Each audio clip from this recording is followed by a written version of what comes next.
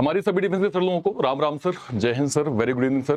कल शाम को सर मुझे हमारे एक सर्विसमैन सर ने एक ये सर मेमोरेंडम भेजा था सर, जो कि government of India, ministry of personnel public grievance and pension, department of personal and training, ठीक है, ये डीओपीटी की तरफ से सर 25 दिसंबर 2025 का एक जो है वो मेमोरेंडम आया था, जिसमें guidelines of on reservation for ex serviceman category. उन्होंने कहा कि सर इसको थोड़ा सा आसान भाषा में हमें समझा दीजिए।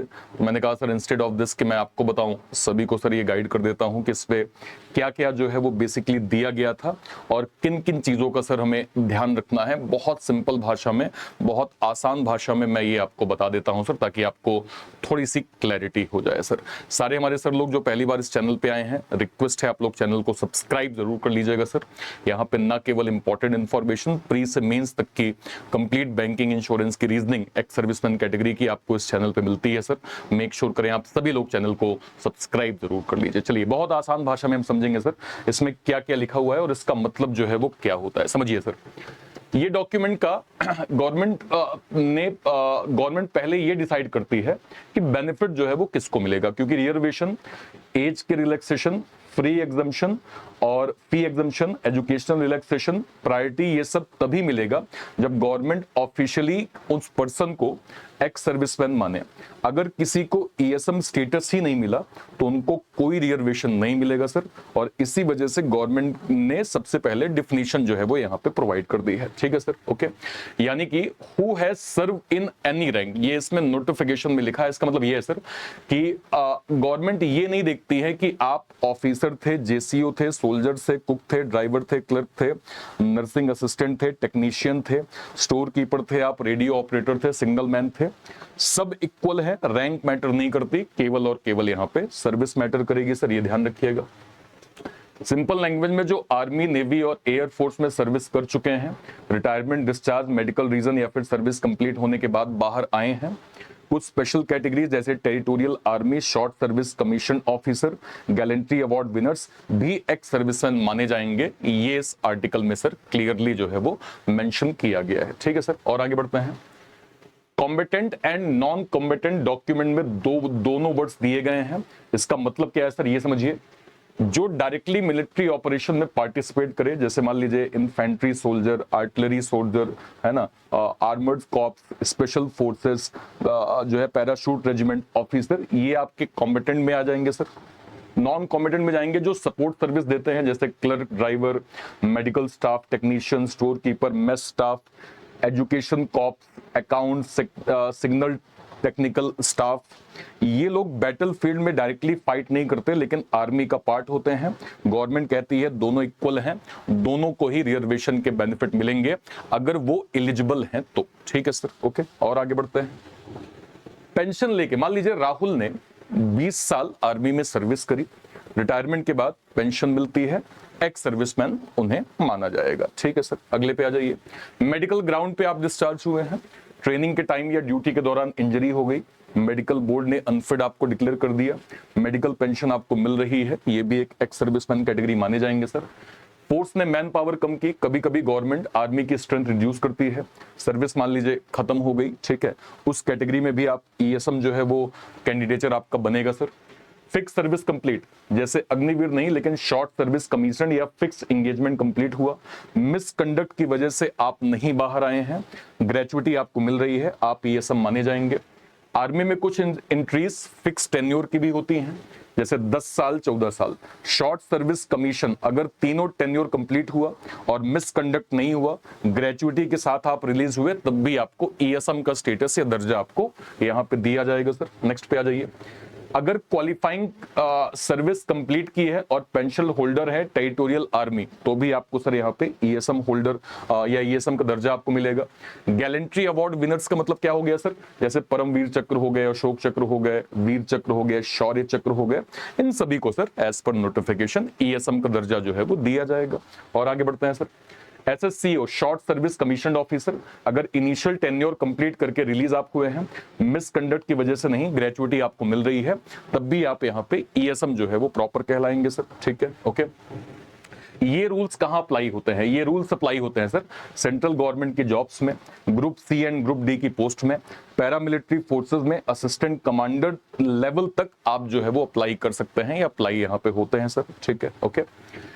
ग्रुप सी की जॉब में 10% का रिजर्वेशन है, ग्रुप डी की जॉब में 20% का रिजर्वेशन है, पैरामिलिट्री फोर्सेस में सर 10% तक का रिजर्वेशन जो है वो यहां पे मिलता है सर।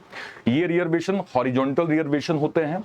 हॉरिजॉन्टल का मतलब मान लीजिए 100 वैकेंसीज हैं, एससी का रिजर्वेशन अलग होगा, एसटी का अलग होगा, ओबीसी का अलग होगा, इन्हीं कैटेगरीज के अंदर ईएसएम का रिजर्वेशन दिया जाएगा। इसको और सिंपल भाषा में समझते हैं सर, मान लीजिए 100 वैकेंसी है, एससी को 15 वैकेंसी मिली, एसटी को 7 मिली, ओबीसी को 27 मिली, ईडब्ल्यूएस को 10 मिली, जनरल को 41 मिली, ठीक है।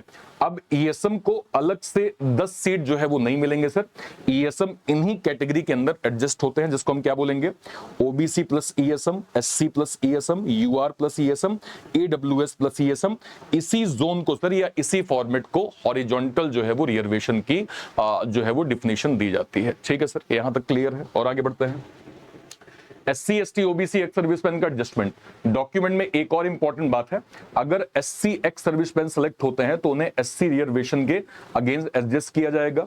अगर उस वक्त SC reserve category vacancy available नहीं है तो फ्यूचर में नेक्स्ट अवेलेबल एससी वैकेंसी के अगेंस्ट एडजस्ट जो है वो किया जा सकता है, इस चीज को ध्यान रखिएगा। नेक्स्ट पे आते हैं सर। अगर ईएसएम कैंडिडेट नहीं मिला तो ठीक है, ग्रुप सी ग्रुप डी में वैकेंसी अगले रिक्रूटमेंट ईयर तक कैरी फॉरवर्ड हो सकती है, मैक्सिमम 2 रिक्रूटमेंट ईयर तक कैरी फॉरवर्ड होगी। फिर भी कैंडिडेट ना मिले तो जनरल कैंडिडेट से भर दी जाएगी, इस चीज को ध्यान रखिएगा, ठीक है सर, ओके। जैसे 2026 की वैकेंसी आई, ईएसएम नहीं, 2027 में कैरी फॉरवर्ड हो गई, अगेन ईएसएम नहीं, 2028 में कैरी फॉरवर्ड हो गई, अगेन ईएसएम नहीं, तो वो फिर जनरल कैंडिडेचर के थ्रू उसको जो है वो अलॉट किया जाएगा, ठीक है सर। और आगे बढ़ते हैं। सर्विंग आर्मी पर्सन कब अप्लाई कर सकते हैं? अगर अभी आर्मी में है तो अप्लाई कर सकते हैं। अगर एप्लीकेशन की लास्ट डेट से 1 साल के अंदर उनकी सर्विस कंप्लीट हो रही है तो सिलेक्शन के टाइम रिटायरमेंट डिस्चार्ज का प्रूफ आपको देना पड़ेगा सर, आपको यहां पे दिखाना पड़ेगा, ठीक है सर, ओके। नेक्स्ट पे आइए। जैसे मान लीजिए एसएससी सीजीएल का फॉर्म लास्ट डेट 1 जुलाई 2026 है, आर्मी सोल्जर 31 मार्च 2027 जो है 27 तक रिटायर होने वाले हैं, डिफरेंस 1 साल से कम, आप एलिजिबल यहां पे माने जाएंगे, लेकिन retirement proof, release certification, NOC, ये सब कुछ आपको दिखाना पड़ेगा सर, ये सब कुछ आपको सबमिट जो है वो करना पड़ेगा, ठीक है सर, ओके। पहले से गवर्नमेंट जॉब मिल गई हो तो क्या होगा सर? अगर ईएसएम को पहले से ही सेंट्रल गवर्नमेंट में सिविल जॉब मिल गई है तो एज रिलैक्सेशन फिर भी मिल जाएगी, लेकिन ईएसएम रिजर्वेशन दोबारा आपको नहीं मिलेगा सर, इसको ध्यान रखिएगा, ठीक है, ओके। एग्जांपल मान लीजिए आर्मी में थे आप, एसएससी सीजीएल में इनकम टैक्स ऑफिसर बन गए, अब सीबीआई में जाना है तो एज का रिलैक्सेशन मिलेगा, लेकिन ईएसएम का जो है वो रिलैक्सेशन नहीं मिलेगा, मतलब रिजर्वेशन सिर्फ फर्स्ट सिविल अपॉइंटमेंट के लिए ही यहाँ पे लागू होगा सर, इसको ध्यान रखिएगा, ठीक है, okay.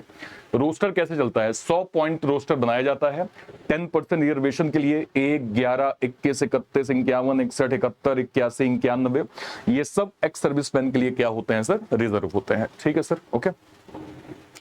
Age relaxation group B, C और D, maximum age limit plus military service plus 3 years, मतलब जॉब एज लिमिट 27 साल, मिलिट्री सर्विस मान लीजिए 8 साल, तो 27 प्लस 8 प्लस 3 38 साल, यानी 38 साल तक आप अप्लाई जो है वो यहाँ पे कर पाएंगे, इस चीज को ध्यान रखिएगा। Simple, as limit 27, army service 15, तो एलिजिबल एज आपकी 27 प्लस 15 प्लस 3 मतलब कितनी हो जाएगी सर? 45 ईयर्स यहाँ पे आपकी बन जाएगी। उम्मीद करते हैं ये आपको क्लियर। एज आपकी 39, army service 10, job age limit 30 plus 10 plus 3 मतलब 43 साल तक आप जो है वो यहाँ पे प्रॉपर एलिजिबल होंगे, इसको ध्यान रखिएगा। आगे बढ़ते हैं। एजुकेशनल क्वालिफिकेशन, कुछ पोस्ट में 3 साल या उससे ज्यादा आर्मी सर्विस हो तो एजुकेशन रिक्वायरमेंट रिलैक्स हो सकती है। 15 साल आर्मी सर्विस वाले कुछ केसेस में ग्रेजुएशन वाली पोस्ट के लिए भी एलिजिबल हो सकते हैं, अगर जॉब टेक्निकल नहीं है तो, ठीक है सर, ओके, ये क्लियर आपको। सब एक्स सर्विसमैन सेम प्रायोरिटी में नहीं होते, सबसे पहले प्रेफरेंस मिलती है वॉर में डिसेबल्ड हुए सोल्जर्स को, मिलिट्री सर्विस के दौरान डिसेबल्ड हुए कैंडिडेट्स को, कुछ मेडिकल बोर्ड आउट कैंडिडेट्स को, उसके बाद बाकी ईएसएम को सर यहाँ पे प्रायोरिटी जो है वो दी जाती है, ध्यान रखिएगा। डिसेबल ईएसएम को प्रायोरिटी। अगर ईएसएम रिजर्वेशन बढ़ता है या एडिशनल रिजर्व वैकेंसीज अवेलेबल होती हैं तो सबसे पहले उन वैकेंसीज को डिसेबल एक्स सर्विसमैन से फिल करने की कोशिश की जाएगी।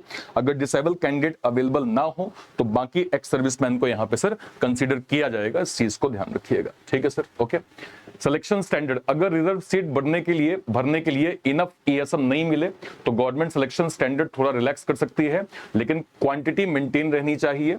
एग्जाम फीस एक्स सर्विसमैन को जो है वो एग्जाम फीस इन जनरल नहीं देनी पड़ती, या फिर बहुत एक नॉमिनल कॉस्ट को जो है वो यहाँ पे डिफाइन किया जाता है सर, जैसा आप नोटिफिकेशन में इन जनरल देखते भी हैं सर।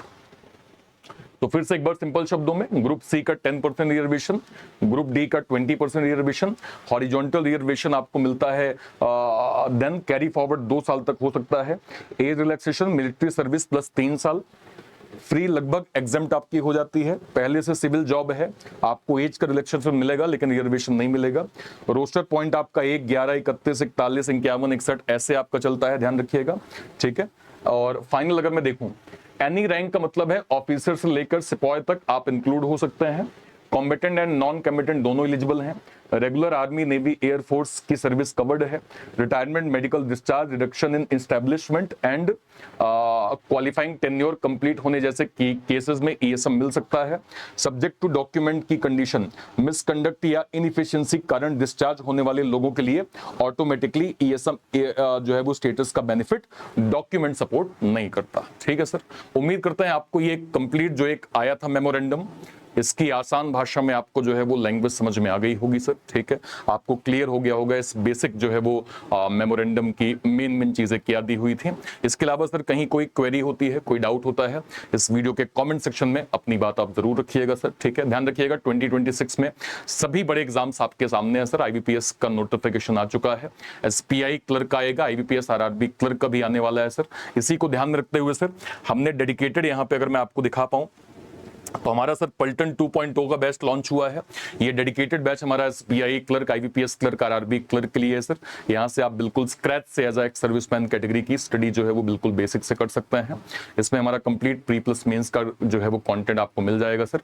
इसके अलावा जो एनआईसीएल का बैच अभी आया था सर, नोटिफिकेशन आया था, उसके रिगार्डिंग भी हमारा एनआईसीएल का सैनिक batch for ex serviceman category हमने लॉन्च किया है सर। ये डेडिकेटेड जो है वो एक्स सर्विसमैन कैटेगरी के लिए एनआईसीएल का बैच हमने जो है वो बनाया है सर। तो इंस्टेड ऑफ दिस कि आप अलग अलग बैचेस को अवेल करें, मैं आपको रिकमेंड करूंगा कि आपको सर हमारे एक्स सर्विसमैन सुपर पैक के साथ जाना चाहिए सर।